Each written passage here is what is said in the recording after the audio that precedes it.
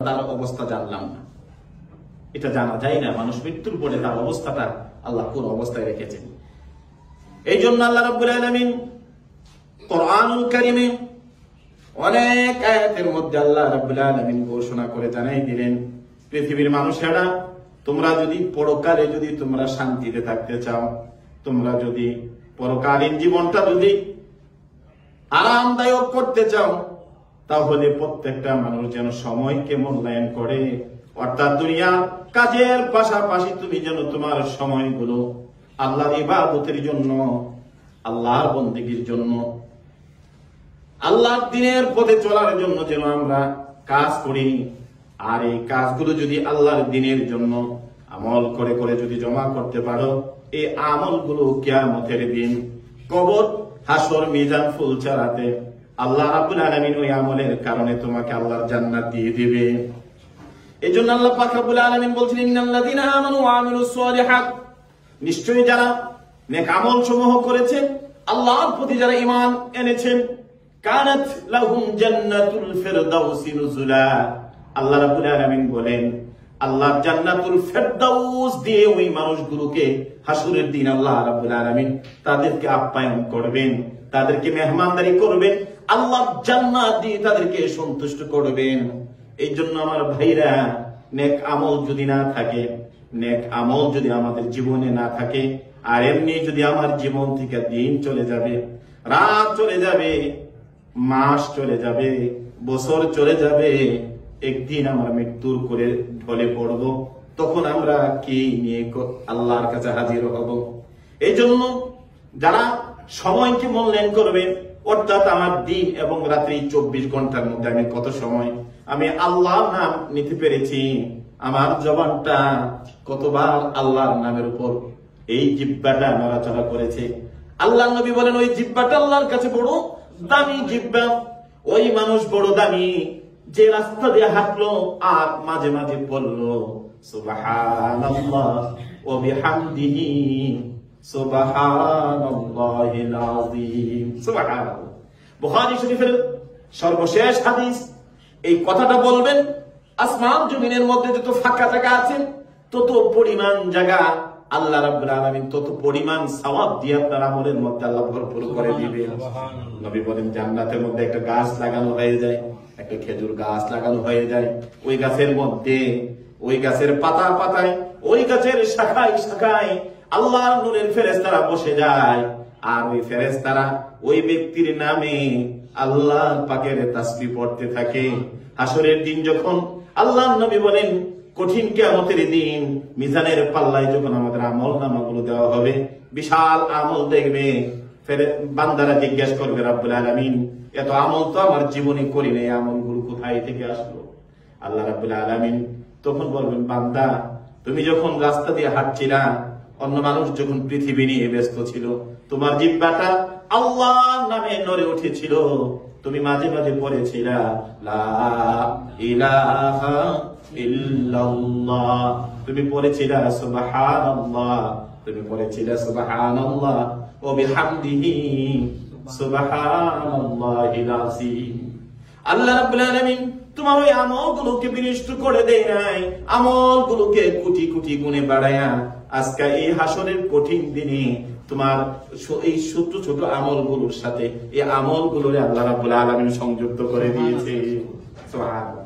তাহলে আল্লাহ রাব্বুল আলামিন তোমার জিন্দেগীর আর কোন ব্যাপারে আল্লাহ রাব্বুল আলামিন বলেন নাই, তুমি মন্ত্রী হও, তুমি প্রেসিডেন্ট হও, তুমি এমপি হও, তুমি সভাপতি হও, তুমি ইমাম হও, তুমি যাই হও, আল্লাহ রাব্বুল আলামিন এই গুণ দিয়ে বলেন নাই।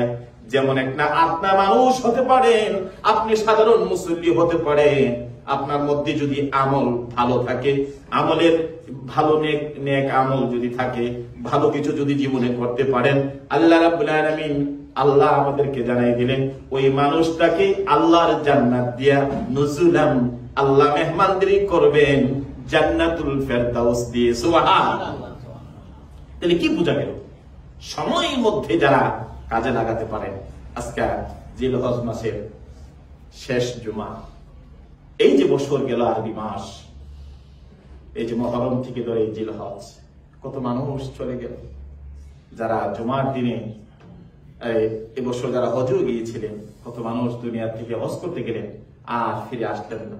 এবছর অনেক মানুষ চলে গেছেন, আর অনেকে আল্লাহ সুস্থ অবস্থায়, ভালো অবস্থায়। আমাদের কবির ভাই গিয়েছিলেন ফ্যামিলি নিয়ে, উনি এসেই ফোন করেছেন আজকে কিছু আমাদের জন্য সে হাদিয়াও নিয়ে আসছেন, জমজমের পানি নিয়ে আসছেন। এবং সবচেয়ে বারবার যে কথাটুকুন বলেছিলেন সেটা হলো যে সুন্দরভাবে যে হজের যে কষ্ট শুনেছি, এই কষ্টই অনুভূতি উনি করেন নাই। সুবহানাল্লাহ। আল্লাহ যার জন্য সহজ করে দেন, সাহালাল্লাহু, যিনি সহজ করে দিলেন, যার জন্য গিয়েছেন তিনি ওই ব্যক্তিদের জন্য আল্লাহ সহজ করে দেন।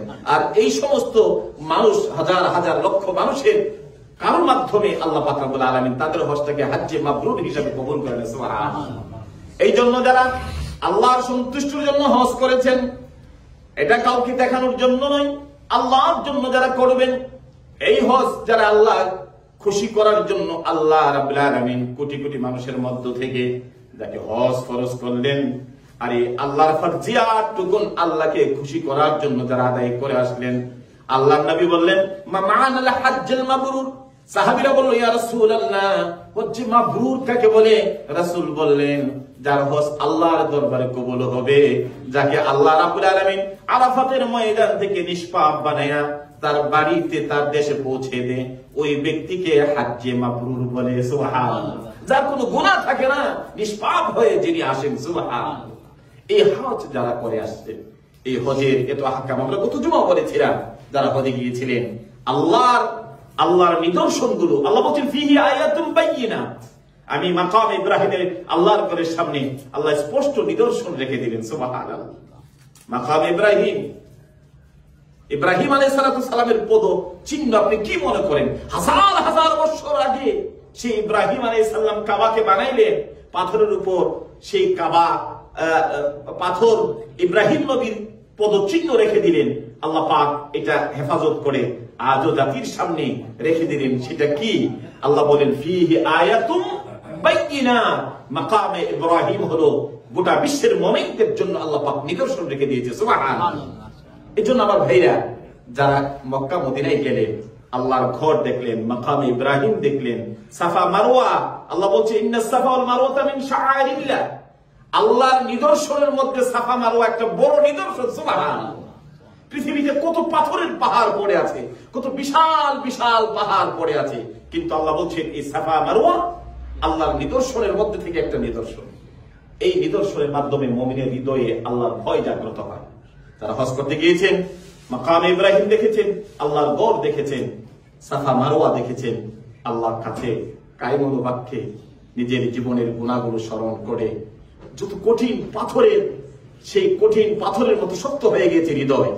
ওই মানুষটা যখন আল্লাহর ঘরটার দিকে তাকিয়েছে, চোখের পানিগুলো বাচ্চার মতো করে ছেড়ে দিয়েছে। সুবহানাল্লাহ। এই জায়গায় তো আমার জীবনের গুনাহ মাফের মনে হয় এক সুন্দর জায়গা।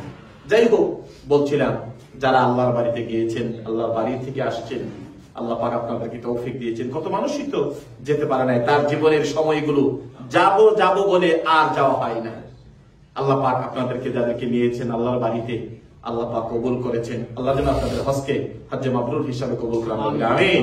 যারা এখনো যাননি, এই বছরেই ইনশাআল্লাহ নিয়ত করেন যে আল্লাহ আগামী বছর আমাকে তোমার বাড়ির মেহমান বানাও।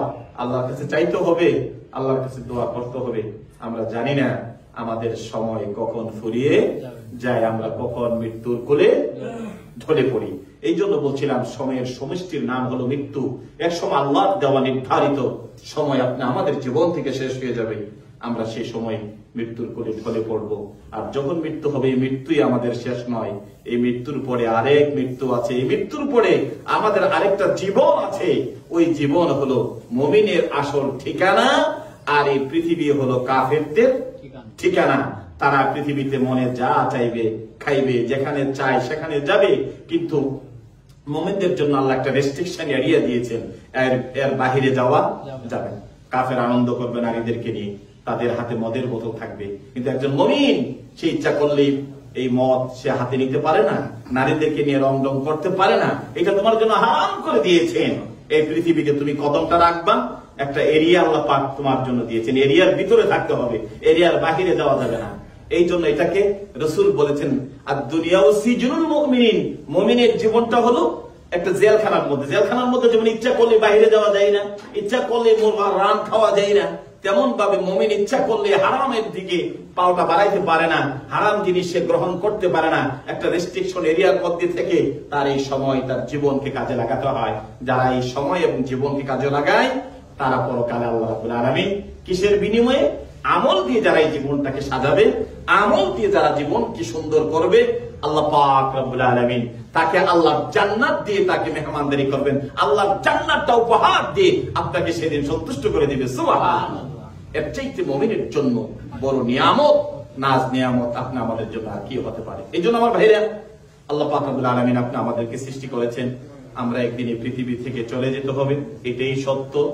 আজকে দেখেন দেখতে দেখতে একটি বছর, আরবি মাস শেষ হয়ে যাচ্ছে, আগামী সপ্তাহ শুরু হয়ে যাবে আরবি বছরের প্রথম মাস মহরম মাস, আর মহরম মাসের প্রথম সপ্তাহ।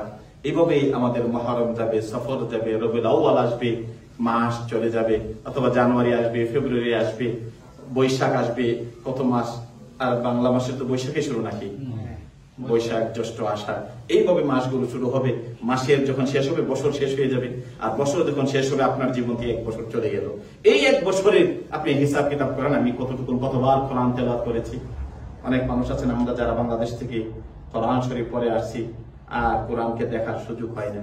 আমার কাজ, আমার ব্যবসা আমাকে এত ব্যস্ত করেছে যে ওই ছোট সময় মা বাবা কষ্ট করে মক্তবে পাঠায় কোরআন শিক্ষা, সেই কোরআনকে আমরা এদেশে এসে পৃথিবী আমাকে এত পাগল করেছে যে আমি কোরআনটাকে ভুলতে বসেছি। তা আল্লাহ যদি জিজ্ঞেস করে যে মা বাবা শেখানো সেই কোরআন তুমি বলে আসলে, কে নিয়ে আসছো, কি জবাব হবে আমাদের? এই জন্য আপনাদেরকেও প্রতিদিন অথবা প্রতি সপ্তাহ সময় করে নিতে হবে। আপনার জীবনের সময় থেকে, যেমন পৃথিবীর সবগুলো সময়কে আপনি বিভিন্ন ভাবে বিন্যস্ত করেন, তেমন ভাবে আপনার জীবনের মাসের মধ্যে একবার, সপ্তাহ কতবার, দিনে কতবার একটু কোরআন আমরা পড়তে পারলাম কিনা, অথবা একটু কোরআন শুনতে পারলাম কিনা, এই চেষ্টা আমাদেরকে করতে হবে। কারণ এই কোরআন আপনি আমাদের জন্য, রাসূল বলেছেন, এই কোরআন এবং সিয়াম এই দুই জিনিস আপনি আমাদের জন্য সুপারিশ করবে। সুবহানাল্লাহ। যে আপনার পাশে কেউ থাকবে না, আপনার ছেলে মেয়ে, মা বাবা, ভাই বোন কেউ থাকবে না। আর ওই কঠিন দিন যারা রাত জেগে জেগে অথবা যে কোনো সময় আল্লাহ কোরআনকে মহাব্বত করে পড়েছেন, তার অর্থটা জানার জন্য চেষ্টা করেছেন, এই কোরআন আপনার পাশে এসে দাঁড়িয়ে যাবে। সুবহানাল্লাহ। যখন অপরিচিত জায়গাতে ডানে মাটি, বামে মাটি, নিচে মাটি, উপরে মাটি, এই অবস্থাতে যখন আপনি কঠিন অবস্থায় যখন ফেরেশতারা আসবে আপনাকে জিজ্ঞাসা করবার, এই অবস্থায় যখন আপনার পক্ষ হয়ে, আপনার সাক্ষী হয়ে আপনার পাশে দাঁড়ায় যাবে, তখন কেমন লাগবে? কঠিন মুসিবতের সময় যদি কোনো মানুষ আপনার বন্ধু হয়ে যায়, তখন আপনার অবস্থাটা কেমন? তেমন ভাবে মানুষ যদি এই পৃথিবীতে এই কোরআনকে সাথী বানাতে পারে, কোরআন আপনার হাসরের কঠিন দিনে সে সুপারিশ করবে, আপনার পক্ষে হয়ে দাঁড়িয়ে যাবে আল্লাহর কাছে। আল্লাহ তোমার এই বান্দা, মানুষ যখন ঘুমিয়ে ছিল সে তখন রাত জেগে জেগে কোরআন তেলাওয়াত করেছে, মানুষ যখন দুনিয়া নিয়ে ব্যস্ত ছিল সে তখন কোরআন তেলাওয়াত করেছে। আমরা আগেও বলেছিলাম জুমার দিন যখন আসে তখন তোমরা সূরাতুল কাহফ তেলাওয়াত করো। যদি কোনো ব্যক্তি জুমার দিনে সূরা কাহফ তেলাওয়াত করেন, আল্লাহ পাক রব্বুল আলামিন এক জুমা থেকে আরেক জুমা পর্যন্ত তার চেহারার মধ্যে একটা নূর সৃষ্টি করে দেন। সুবহানাল্লাহ। এবং এই সূরাতুল কাহফ আপনি আমাদের জন্য নাজাতের উসিলা হয়ে যাবে। সুবহানাল্লাহ। আমলগুলো করি না, জুমার দিন আসলে শুধু নয়, মাঝে মাঝে সূরাতুল ইখলাস, শুধু তো আমরা শুনেছি 3 বার পড়লে 1 খতম কোরআনের সওয়াব পাওয়া যায়। বুখারী, মুসলিম এবং অন্যান্য হাদিসে এবং হাদিসে কুদসিতে আছে, যদি কোনো ব্যক্তি সূরাতুল ইখলাস 10 বার তেলাওয়াত করেন, তাহলে আল্লাহ পাক রব্বুল আলামিন আপনার জন্য জান্নাতের মধ্যে একটা বিশাল ফ্ল্যাট আপনার জন্য বানিয়ে ফেলেছে। সুবহানাল্লাহ। 10 বার পড়া শেষ হবে, আপনার নামের উপর একটা জান্নাতে একটা ফ্ল্যাট তৈরি হয়ে যায়। সুবহানাল্লাহ। তো যেখানে মাগনা ফ্ল্যাট পাওয়া যায়, এই ফ্ল্যাটের জন্য চিন্তা করি না, ঢাকাতে ফ্ল্যাট কেনার জন্য কত ব্যস্ত, 50 কোটি সারা জিন্দেগি টাকা পয়সা দিয়ে সুদে ঘুষে হালাল হারাম যে কোনো ভাবে একটা ফ্ল্যাটের মালিক নিয়ে হওয়া যায়। আসলে চেষ্টা করি, কিন্তু এই যে এত বড় আল্লাহ দেওয়া, আল্লাহ রাসূলের এত বড় ঘোষণা, এত বড় এলান, আমরা এই আমলটা কে করি? কেউ যদি মাগরিব নামাজের পরে 6 রাকাত আওয়াবিন নামাজ পড়ে, আল্লাহ রাসূল বলেন তার জন্য একটা বিল্ডিং বানানো শুরু হয়ে যায়। যতদিন পড়বেন তত তালা এটা হইতে থাকবে, সারা জিন্দগি পড়তে থাকেন, আপনার বিল্ডিংটা কত উঁচু হবে, সুবহানাল্লাহ। তাহলে এই আমলের প্রতিদান আল্লাহ পাক এইভাবে দেন। এই আমল আপনার আমাদের জীবনে করতে হবে, আমলের বিনিময়ে আল্লাহ জান্নাত দিবে বলছেন। অন্য কোনো পুষ্টের কারণে, অন্য কোনো কারণে আল্লাহ জান্নাত দিবেন না, জান্নাতটা আসবে মুমিনের আমলের বিনিময়ে। তো এই সময়কে কাজে লেগে আমাদের আমলের দিকে ধাবিত হতে হবে, আমল বাড়াতে হবে। যত বেশি আমল বাড়াবেন তত বেশি আল্লাহর প্রিয় হয়ে যাবেন, যত বেশি আমল বাড়াবেন তত বেশি আল্লাহ পাক রব্বুল আলামিন আপনার সম্মান বাড়িয়ে দিবে। এই জন্য আমলের দিকে আপনি আমাদেরকে ধাবিত হতে হবে। প্যারা নবী রাসূল কারীম সাল্লাল্লাহু আলাইহি ওয়াসাল্লাম বলেন সূরাতুন নাসর, আলাম নাশরাহ লাকা সাদরাক, এই সূরা তেলাওয়াত করবেন, আল্লাহ পাক আপনার বক্ষটাকে খুলে দিবেন, দ্বীনের জন্য বক্ষটা খুলে যাবে। আর যদি কেউ আল হাকুমুত তাকাসুর সূরা আছে না, এই সূরাটা পারেন না অনেকে, এই সূরাটা যদি কেউ পড়ে তাহলে 1000 আয়াত তেলাওয়াত করলে যত সওয়াব, আপনার আমলনামায় আল্লাহ এত সওয়াব দিয়ে দিবেন, সুবহানাল্লাহ। তাহলে ছোট ছোট আমল আছে কিছু, আয়াতুল কুরসি পড়েন, ফজর নামাজ পড়ে যখন এটা পড়বেন, আর আল্লাহ না করুক ওই দিনই যদি মৃত্যু হয়, তাহলে আপনার আর আল্লাহর জান্নাতের মধ্যে শুধু যে দেওয়ালটা থাকবে এটা হলো মৃত্যু। মৃত্যু গ্রহণ করবেন, আল্লাহর জান্নাত আপনার রূহকে আল্লাহ পাঠিয়ে দেবে, সুবহানাল্লাহ। তো অনেক জিনিস আমলের বিনিময়ে আল্লাহর কাছ থেকে পাওয়া যায়, আমার আমলের দিকে ধাবিত হতে হবে। যেমন প্রতি বছর